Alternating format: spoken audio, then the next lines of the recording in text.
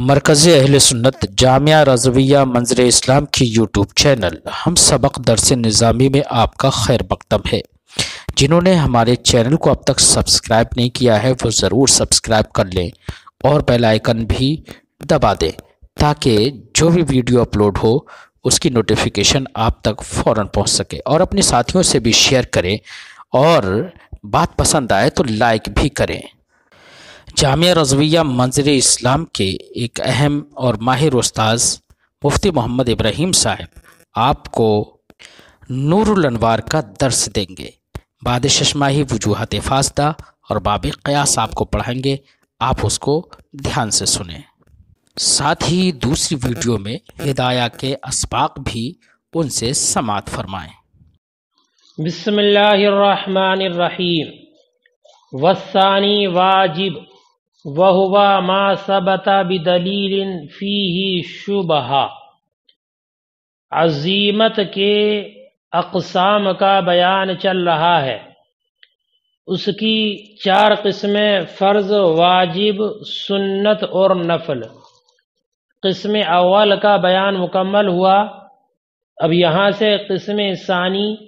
واجب کا بیان فرماتے ہیں۔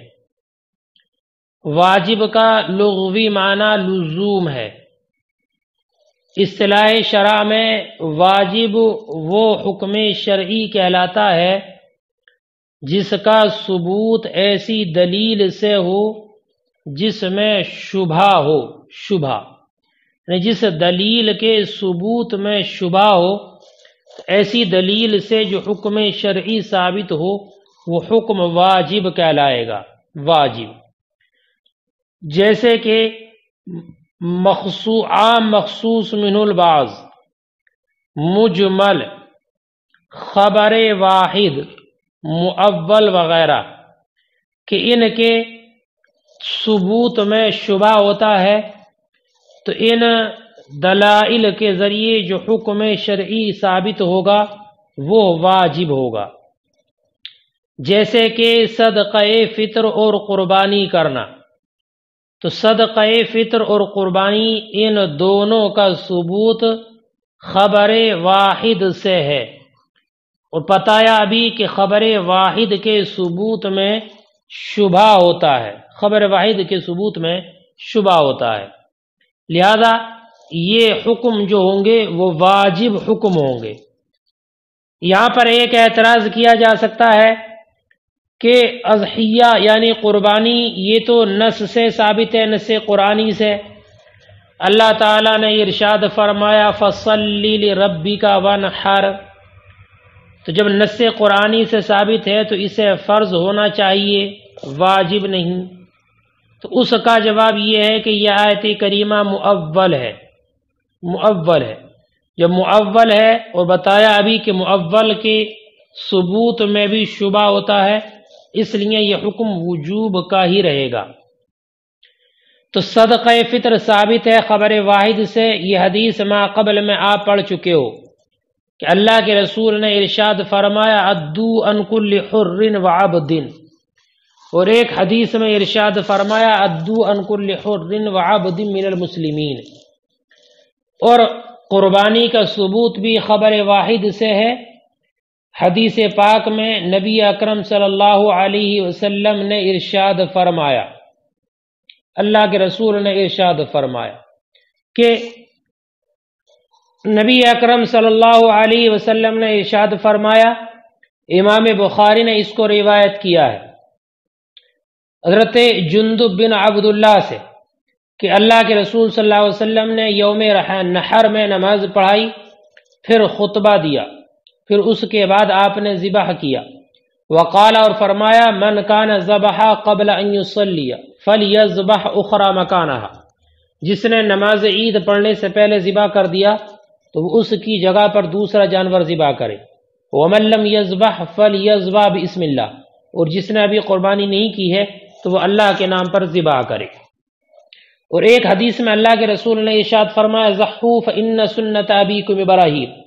کہ قربانی کرو یہ تمہارے باپ حضرت ابراہیم کی سنت ہے۔ تو اس کا ثبوت خبر واحد سے ہے، اس لیے یہ حکم وجوب کا ہوگا۔ اور واجب کا حکم یہ ہے کہ اس پر عمل لازم ہے، اس پر عمل لازم ہے، علم یقین اس سے حاصل نہیں ہوتا ہے، بلکہ اس کے ذریعے حاصل ہونے والا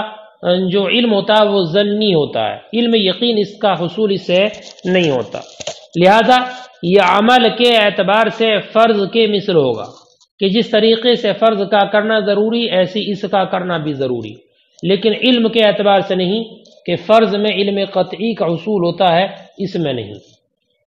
یہی وجہ ہے کہ واجب کا منکر کافر نہیں ہے نا، کہ اس کے انکار کرنے والے کو کافر نہیں کہا جائے گا، اس لیے کہ اس کی دلیل میں شبہ ہوتا ہے۔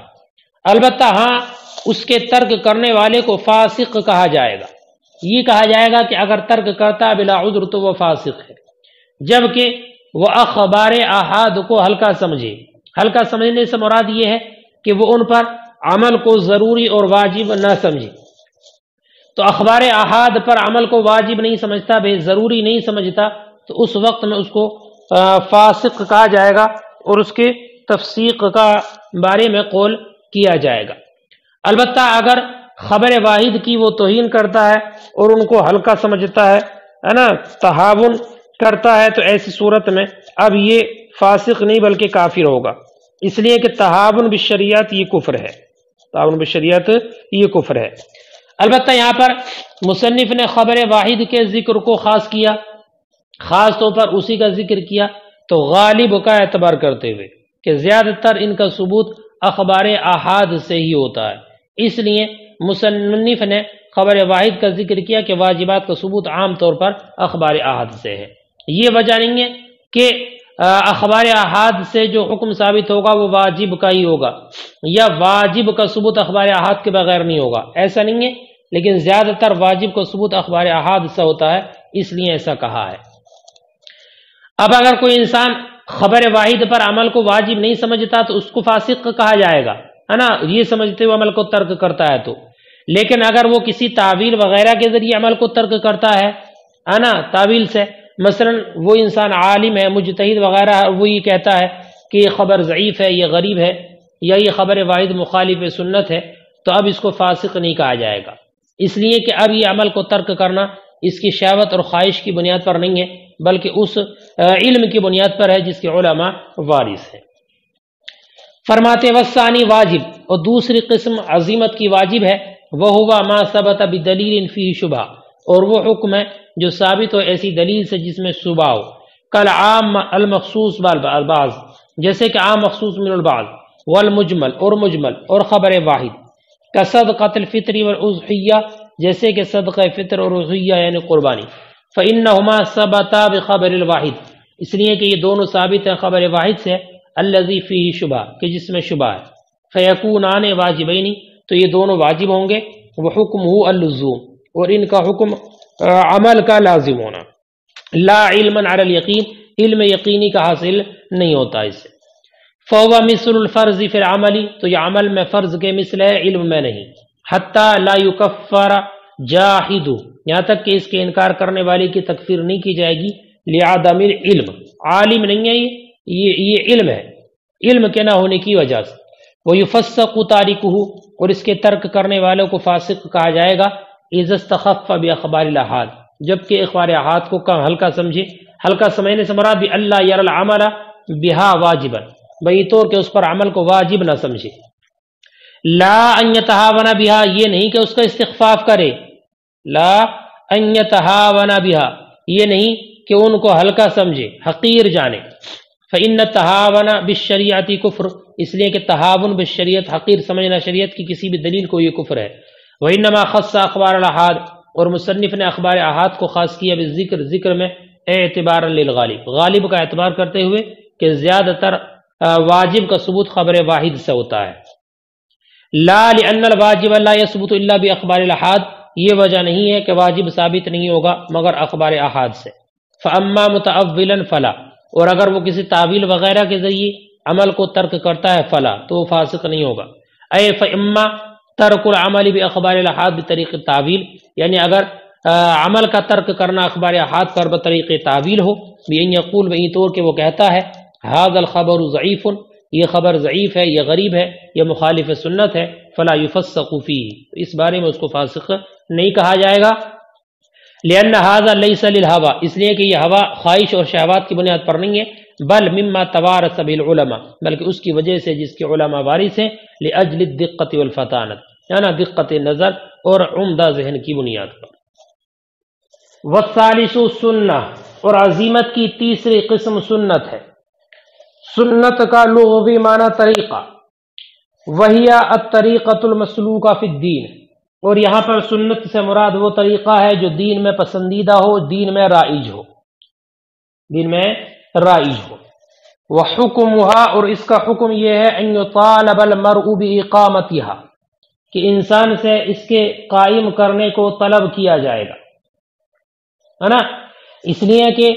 اللہ تعالی نے قرآن مقدس میں ارشاد فرمایا ما آتاکم الرسول فخذوہ وما نہاکم عنہ فانتہوا، تو انسان سے اس کے قائم کرنے کے بارے میں، اس پر عمل کرنے کے بارے میں طلب کیا جائے گا، لیکن وہ فرض نہیں ہوگا، یعنی یہ مطالبہ فرض اور واجب کے طریقے پر نہیں ہوگا۔ وحکمها ان یطالب المرء باقامتها، اور اس کا حکم یہ ہے کہ انسان سے اس کے قائم کرنے کو طلب کیا جائے گا بغیر فرض و واجب کے۔ فاعترض بقوله ان یطالب عن النفل،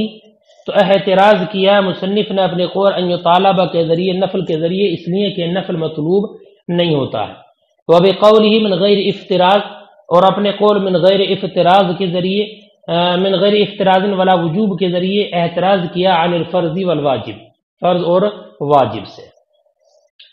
وَكَانَ يَنبَغِي أَن يُذْكَرَ هَذِهِ الْقُيُودَاتِ فِي التَّعْرِيفِ، اب یہاں سے شارح یہ فرماتے ہیں کہ مناسب یہ تھا کہ یہ جو قیودات ذکر کی ہیں کہ من غیر افتراض ولا وجوب، یہ وغیرہ، یہ قیودات کا ذکر تعریف میں ہونا چاہیے، تعریف میں ہونا چاہیے، مگر یہ کہ ان کا اکتفا کیا ہے، ذکر کرنے سے اکتفا کیا حکم کے ساتھ، کہ ان قیودات کا ذکر مصنف نے حکم میں کیا ہے، تعریف میں نہیں، ہے نا۔ لیکن فقہا نے یہ کہا ہے کہ یہ تعریف اور حکم تو اس کی جو سابق آتے ہیں وہ دونوں سنت ہدا پر آتے ہیں، یعنی ابھی جو آپ نے تعریف پڑھی سنت کی اور حکم جو پڑھا، تو یہ تعریف اور حکم سنت ہدا کا ہے، اور آگے چل کر جو مصنف تقسیم ذکر کریں گے وہ مطلق سنت کی ہے، وہ تقسیم جو ہے وہ مطلق سنت کی ہے۔ وَكَانَ يَنبَغِي أَن يَذْكُرَ هَذِهِ الْقُيُودَاتِ، اور مناسب یہ تھا کہ ذکر کرتے ان قیودات کو تعریف میں، إِلَّا أَنَّهُ اكتفى عنها بالحکم، مگر یہ کہ اس پر اکتفا کیا حکم کے ساتھ۔ ولیکن قالوا، لیکن فقہاء علماء نے کہا ہے ان هذا التعریف والحکم، کہ یہ تعریف اور حکم صادق نہیں آتے الا علی سنت الہدا، مگر سنت ہدا پر۔ والتقسیم الآتی انما هو لمطلق السنہ، اور آنے والی تقسیم یہ مطلق سنت کی تقسیم ہے۔ الا ان السنت تقع علی طریقۃ النبی وغیرہ، یہاں سے ایک بات اور بتاتے ہیں، ذہن حاضر رکھنا، فرماتے ہیں کہ سنت کا اطلاق طریقہ نبی اور غیر نبی دونوں پر ہوتا ہمارے نزدیک، یعنی سنت کا اطلاق جیسے نبی اکرم صلی اللہ علیہ وسلم کے طریقے پر ہوگا، ایسی صحابہ کے طریقے پر بھی ہوگا۔ کہا جاتا ہے سنت ابی بکر، حضرت ابو بکر کی سنت، یا عمر کی سنت، یا خلفائے راشدین کی سنت، تو ہمارے نزدیک اس کا اطلاق دونوں پر ہوتا ہے۔ البتہ امام شافعی نے یہ فرمایا ہے کہ اگر سنت مطلق بولا جائے تو اس سے مراد طریقہ نبی ہوتا ہے، بغیر قرینے کے جب بولا جائے گا تو طریقہ نبی ہوگا، اور اگر کوئی قرینہ وغیرہ موجود ہو تو اس وقت میں طریقہ نبی پر بھی اس کی دلالت ہوگی، جیسے کہ حضرت سعید ابن مسیب نے ایک روایت ذکر کی ہے، قال فرماتے ہیں ما دون الثلث من الدیۃ لا ينصف، دراصل مسئلہ یہ ہے کہ دیت کے معاملے میں عورت کی دیت مرد کے مقابل آدھی ہوتی ہے، عورت کی دیت جو ہے مرد کے مقابل آدھی ہوتی ہے مطلقاً، نفس میں بھی اور اسی طریقے سے عضو وغیرہ میں بھی۔ امام شافعی رضی اللہ تعالی عنہ نے یہ کہا ہے کہ اگر دیت ثلث سے کم ہو، ثلث سے کم ہو تو اس میں مؤنث اور مذکر دونوں برابر ہیں، یعنی اگر سلوس یا اس سے زیادہ دیت ہو تب تو اس میں تنصیف ہوگی کہ مرد کے لیے جو دیت ہوگی اس کا آدھا عورت کے لیے ہے، لیکن اگر دیت سلوس سے کم ہے تو امام شافعی کے نزدیک مذکر اور مؤنث اس میں دونوں برابر ہیں۔ جیسے کہ ہاتھ یا پیر وغیرہ کی ایک انگلی کاٹنے میں دیت کا 10واں حصہ ہے، تو یہ چونکہ سلوس سے کم ہے اس میں تنصیف نہیں ہوگی، مرد کے لیے جتنی ہوگی اتنی عورت کے لیے بھی ہوگی۔ اور اگر دیت تہائی یا اس سے زیادہ ہو تو عورت کے لیے اس کا آدھا لیا جائے گا جو مرد کے لیے لیا جاتا ہے۔ جیسے کہ 2 آنکھوں میں سے کسی ایک آنکھ کو پھوڑ دیا تو نصف دیت ہے، تو عورت کے لیے اس کی آدھی دیت ہوگی۔ اس حدیث کو سعید ابن مسیب نے ذکر کیا کہ سلوس کے علاوہ دیت میں تنصیف نہیں ہے اور یہ سنت ہے، اور اس سنت سے مراد انہوں نے سنت نبی لیا ہے، انہوں نے سنت نبی لیا ہے، اور وہ یہ ہے ان الدیت اذا لم تبلغ ثلثا فالرجل والانثى فی سوا، کہ دیت جب ثلث کو نہ پہنچے تو اس میں مذکر و مؤنث دونوں برابر ہیں، اور اگر ثلث ہو یہ اس سے زیادہ کی ہو تو عورت کے لیے اس کا آدھا لیا جائے گا جو مرد کے لیے لیا جاتا ہے۔ امام شافعی اس حدیث سے یہ ثابت کرنا چاہتے ہیں کہ اگر مطلق سنت بولا جائے تو وہ طریقہ نبی پر بولا جائے گا، اور اگر غیر نبی کی سنت مراد ہوتی ہے تو اس وقت میں اس طریقے سے کہا جاتا ہے ہذی سنت الشیخین یا ہذی سنت ابی بکر و عمر وغیرہ، الا ان السنت تقع علی طریقۃ النبی وغیرہ، مگر یہ کہ سنت واقع ہوتی ہے طریقہ نبی اور غیر نبی دونوں پر، یعنی الصحابہ، غیر نبی سے مراد صحابہ ہیں۔ یقال سنت ابی بکر و عمر، کہا جاتا ہے ابو بکر کی سنت، عمر کی سنت، و سنت الخلفاء الراشدین، اور خلفاء راشدین کی سنت۔ وقال الشافعی، اور امام شافعی نے فرمایا مطلق و طریقۃ النبی، مطلق سنت سے مراد طریقہ نبی ہے، یعنی اذا یطلق لفظ السنت بلا قرینہ، یعنی جب لفظ سنت مطلق بولا جائے بغیر قرینے کے،